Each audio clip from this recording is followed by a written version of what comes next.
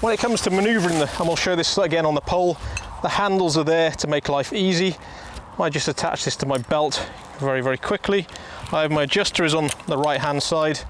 I have the rope on the left hand side, and the device chokes in like so around the pole. This can be used in the opposite orientation as well. We have tested this with the gate of the snap hook upright and inverted at 140 kilos, and they both operate fine. That alleviates the need for a right hand and a left-handed belt. It is ambidextrous and can be used in either orientation. Just another point of issue is once it's on, it's on. You don't need to take this section out. We do have some people who are not very comfortable with 3-stage carabiners. They are obviously safer.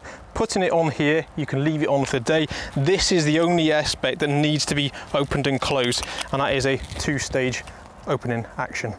This is the same for both belts. They're both ambidextrous, both designed exactly the same way. The difference being is that the red belt doesn't have this section of rubber which is unattached to allow it to choke down to the smaller circles or smaller diameter poles.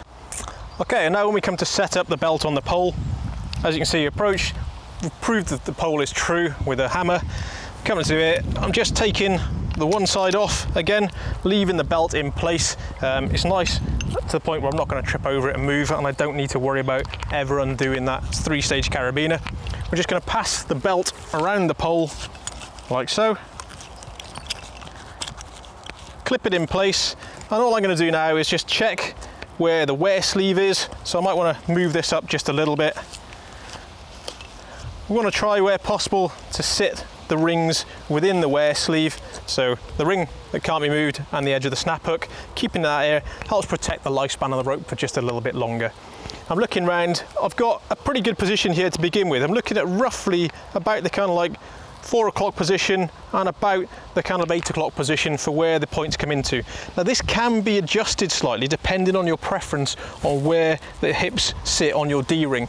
Some people like it to come into more of a taper point, other people like it slightly wider. Now we have dropped it in different orientations and different diameters. It will still bite, it will still collect even when the rings are in contact with each other, but it will drop slightly when we do that. What we found in testing is that the maximum distance when the belt is set at the kind of the 4 and 8 o'clock position is about 14 centimeters difference at the front of the belt. The rear of the belt, the greatest amount of displacement we've had is actually 5 centimeters, so it does stop very, very quickly, and this is one of the requirements for the development, to get a belt which stops nice and quickly, so in the event of a small fall as someone's ascending, they're not going to displace down the pole a great distance.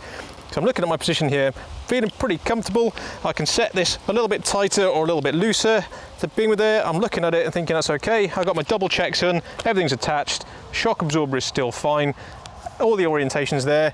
I'll check this into place. What I can do is tuck this out of the way so it's not flapping and loose. And now I have a couple of options when I'm about to climb. I like to have a little bit of a test first, just get myself up to see for approaching. So spike in and do it, have a check, quickly flick up, make sure that everything is as it should be, lean back into the belt, making sure that I'm nice and comfortable. That seems to be pretty good. The pressure on my hips is quite nice, not dragging me in too much. So I think there, it's about ready to go.